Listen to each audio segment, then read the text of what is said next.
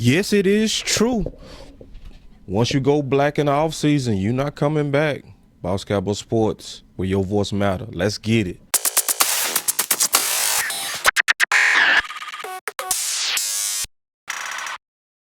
Yeah, so we talking about going black.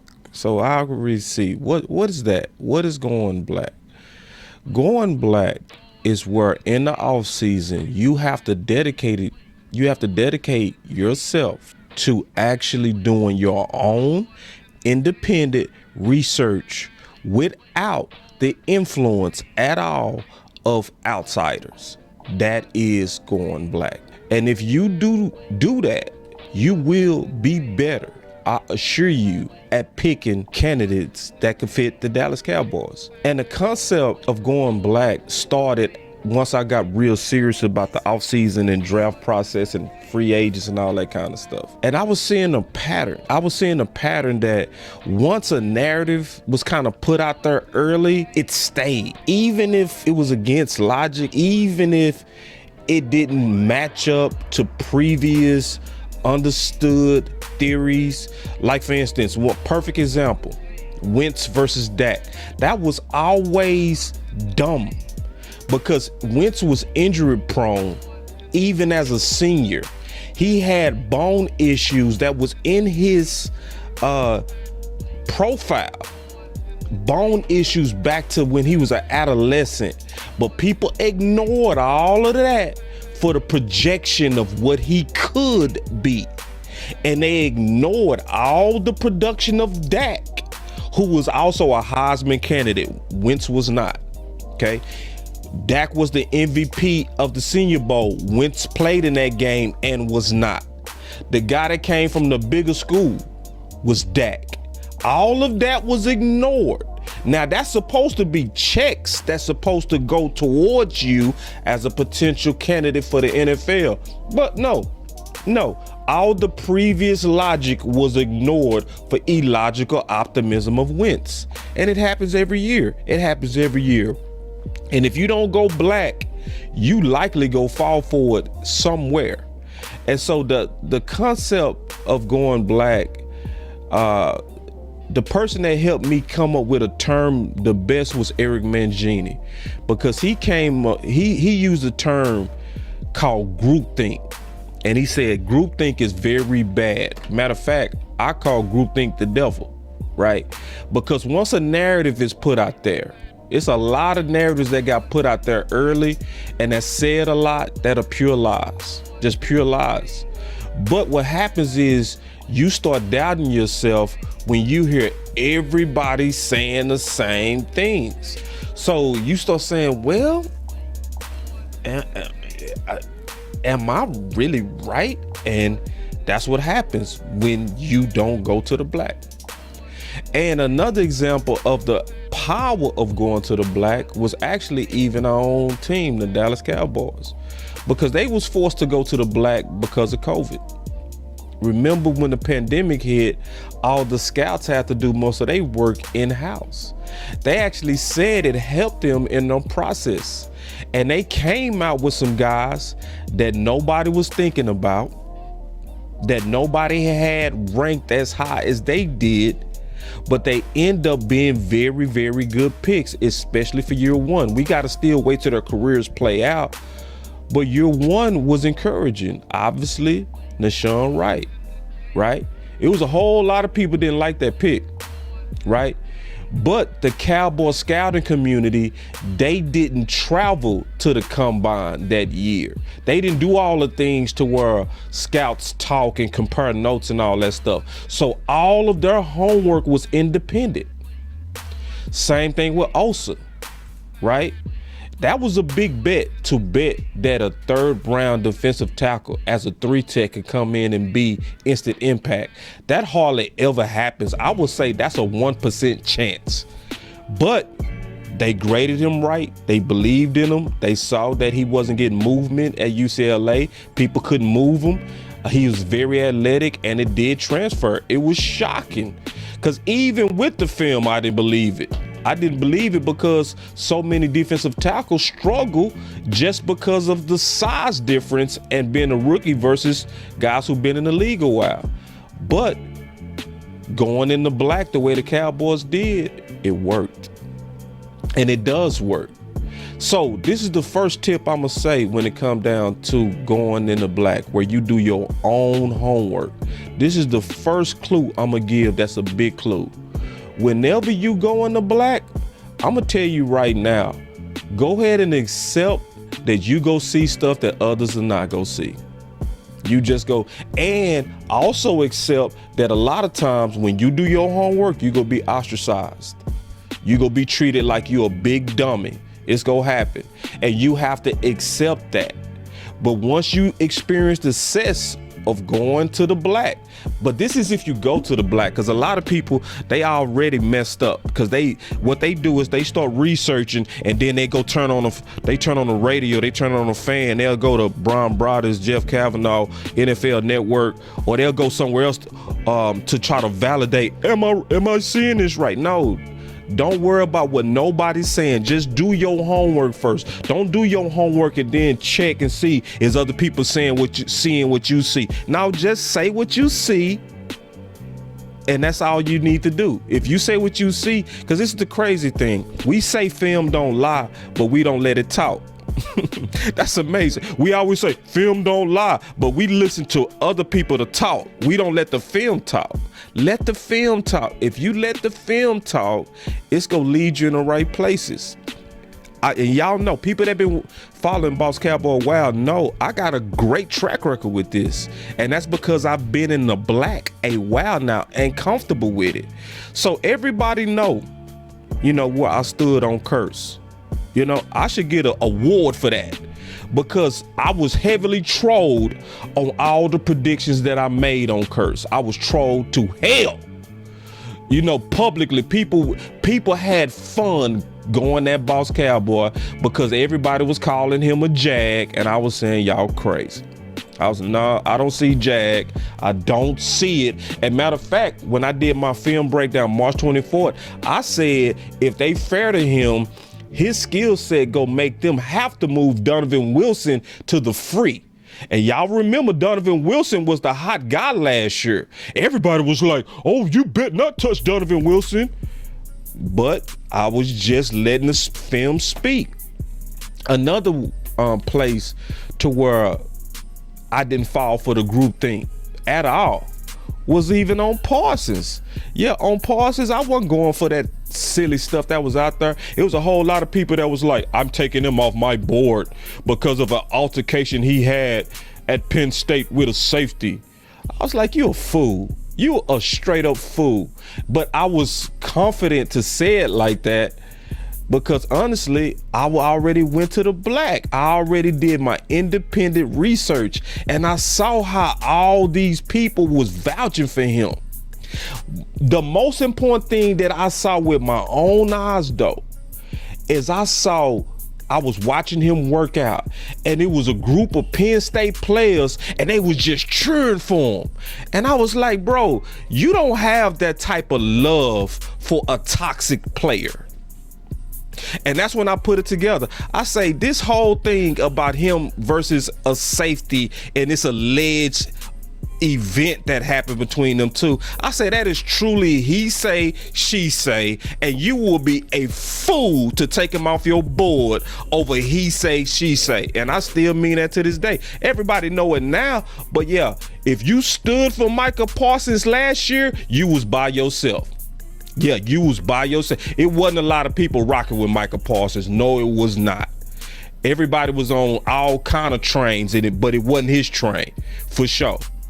And so I'm gonna go through some of the players that I knew I stood out and stood on when I went to the black, and I just had to trust it. But the more I do this, the more it gives me confidence to continue to do this. Number one on my list, the one that I'm most proud of, is Darius Leonard. I was trolled heavily when I called him my number one linebacker. I'm talking about to hell. I called Taylor a top 15 running back. Oh, I got killed. Jefferson, when I said he was the number one receiver, oh, oh my God. Winfield over Del Pitt, boss is like, you are crazy. And I said Herbert was the leading candidate for Rookie of the Year, even over Burrow. But if you go look at my book, I had Burrow graded higher. Okay, I had Burrow graded higher. At the very last minute, I put him higher than Herbert because of how he played in that national championship game, and where he was taking a lot of hits, but he was still accurate with the football. So from a mental toughness, from big games, I didn't ignore all those checks on Burrow, and I gave him his final due. But the reason why I said Herbert was my leading candidate for Rookie of the Year was because of where he was going. He was going to a place where they had established weapons. So I was like, yeah, Burrow on my list is the better player, but Herbert at that time was going into a better situation. So I was like, I'm gonna stand out. Not stand out, I'm gonna stand alone, and I'm gonna say what I see from my research in the black. And in my research in the black is saying this guy named Herbert, who didn't have real weapons when he was at Oregon, his fastest receiver ran him for a 7. We know what Burrow had over there, 2 all-time receivers. So still, you can make a safe case to even say Herbert is better than Burrow. So you can still, definitely more talent, definitely more arm strength, definitely a bigger arm. But that was the research that came from the black. So when I look at, and the reason why I said I'm the most proud of the Darius Leonard, because when I made him my number one linebacker, when I tell you I was trolled to hell, I was trolled. Matter of fact, the draft community called Darius Leonard the worst pick in the draft. They called him literally the worst pick. Now, I'm over here with my own independent research, got him as my number one linebacker, and I was going against the scouting community and the media scouts. And that's why I even said in Twitter when I was talking about Curse, I said my book is gonna get tested. It's gonna get tested based on how these guys play. And it was everywhere they was calling him. Darius Leonard was picked as number 2 overall as the worst pick. Yeah. And I'm over here calling him my number one linebacker. Right? And if you go look at the 2018 draft linebacker list, you won't see his name nowhere on there. Nowhere. His name is hardly even on the list. But I didn't doubt what I saw. And what I saw, especially when I saw him in the Senior Bowl, what really stood out to me is how he was the natural leader of men. And you got to understand, when you at the Senior Bowl, you are around the alphas of alphas. Those guys that's in that Senior Bowl really was the leaders of their team. And when I saw the unanimous respect that the defense was giving him and how he was leading those guys and how he was playing and how he was a pure dog, the Senior Bowl mixed with his tape, I went against the scouting community. And this is why you should sometime, because the scouting community get it wrong a lot. And we still call them experts. We still call them experts. They get it wrong a lot. Even in the first round, they have at best a 60% success rate. And you know it gets worse in round 2, round 3, round 4, round 5. So why let these people bully you into thinking like them? So number one, groupthink is the devil. If you fall for that, you falling for the trick of the devil. Number 2, go black and don't go back. Number 3, and most important, once you go black, stand on what you see and ignore offseason bullies. Cause see, the off season is full of ego. I can't stand the off season. I love it and I hate it at the same time. Cause it's so full of people that's like super know-it-alls. And they try to belittle you when you have a thought that's outside the norm, right? Now, some people just trying to be different and they just annoying when they try to do that. But people like me, people like the OC, if we say something different, it's based on research. It's based on something that we really have committed time to, you know? So I can back up the ideas and the reasons why I had certain rankings, you know? But people go still troll you. It's the spirit of the off season. And the worst part of the spirit of the off season is those people would never show their previous notes. I can show you my previous notes. I can show you my stuff is in a book. My ranks are in a book. You can go back and dissect it. You can see that it was against the norm to have Jefferson as your number one receiver. Everybody had Judy, Lamb, and Ruggs as their number one. Most people had him around 6. Yeah. So but and what's crazy is these people that will bully you won't show their previous work. Where's your previous work? Where was your ranks on safety? Where was your ranks on quarterback? Where was your ranks on linebacker? Because I'm gonna tell y'all this year, when I drop my book, y'all gonna be shocked. I ain't gonna have them Georgia linebackers way up there like everybody else. I don't. And I don't apologize for it. And I got a good track record, because the last time I was going against the Georgia linebackers, I was right. When everybody had Raycons, somebody told me back in the day in a group, boss, I know you're trying to be different, but when everybody has Raekwon Smith as number 1, that means you're wrong. No, it didn't mean I was wrong. That just mean that I didn't submit to the group thinking like you did. What I did is I went with my own independent research. And everybody know on Darius Leonard, I was right. Not everybody know on Jefferson, I was right. Now everybody know on Winfield, I was right. Now everybody know on Jerron Kearse, I was right. Everybody know. And these were deep sleepers. The Jefferson, he wasn't a deep sleeper, but he was a sleeper.